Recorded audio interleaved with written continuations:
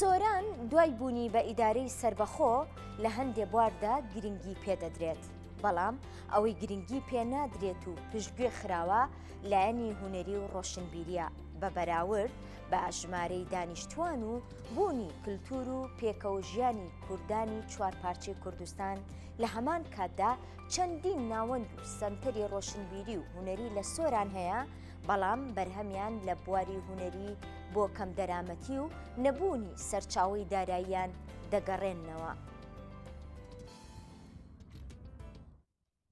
سۆران دوای بوونی بە ئیدارەی سربەخۆ لە هەندێک بوار گرنگی زیاتری پێدەدرێت، بەڵام ئەوەی کەمترین بایەخی هەیە و پشتگوێ خراوە لایەنی هونەری و ڕۆشنبیریە بە بەراورد لەگەڵ ژمارەی دانیشتوان و بوونی کەلتوری پێکەوەژیانی کوردانی چوارپارچەی کوردستان نەبۆتە هۆکاری بەرەو پێشچوونی لایەنی هونەری و ڕۆشنبیری.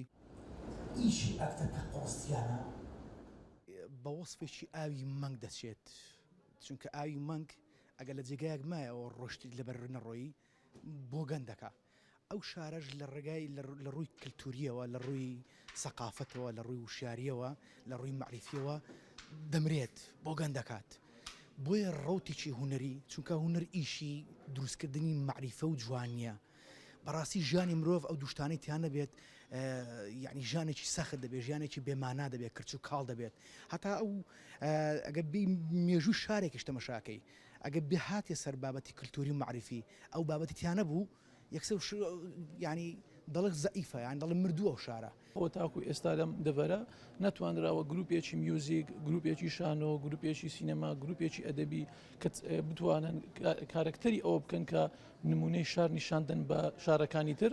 ئەمە گرفتێکە کە هەمیشە بۆتە بربەست لە بەردەم ئەو توانای ئەو گەنجانی کە ئەیانەوێ لە واراندا کار بکەن و توانای خۆیان بسەلمێنن.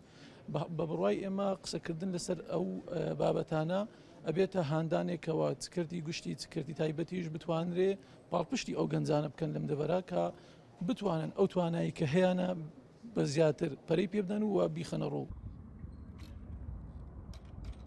لە کاتێکدا چەندان ناوەند و سەنتەری ڕۆشنبیری و هونەری لە سۆران هەن، بەڵام بێبەرهەمیان لە بواری هونەری بۆ کەم دەرامەتی و نەبوونی سەرچاوەی داراییان دەجێڕنەوە.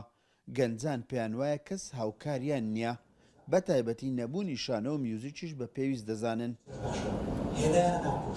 لە دوای بە ئیدارەبوونی سۆران ئەو خەلەلانە زۆر بەدەرکەتن، خەلەلی ئەوەی کە شارێک هیچ کاتێک زۆر بەکەمی هونەری لە ناوببینی، زۆر بەکەمی ئەدەب لە ناوببینی، شعر لە ناوببینی، شتی جوان لە ناوببینی لە کاتێکدا کە پڕە لە توانای باشی ئەم بوارانە، پڕە لە گەنجی ئازا و گەنجی بەتوانە کە ئەتوانێ پشتیان بگرێ. پێویستە زمینە سازیەک بکرێ بۆ شانۆ لەم شارە و تەواوی دام و دەستگاکان بە حکوومەت و بە حیزبی و بە هەموو لایەنەکانەوە پشتگیری ئەو گروپە شانۆیانە بن لە سۆران بۆ ئەوەی بتوانن کاری شانۆیی بکەن.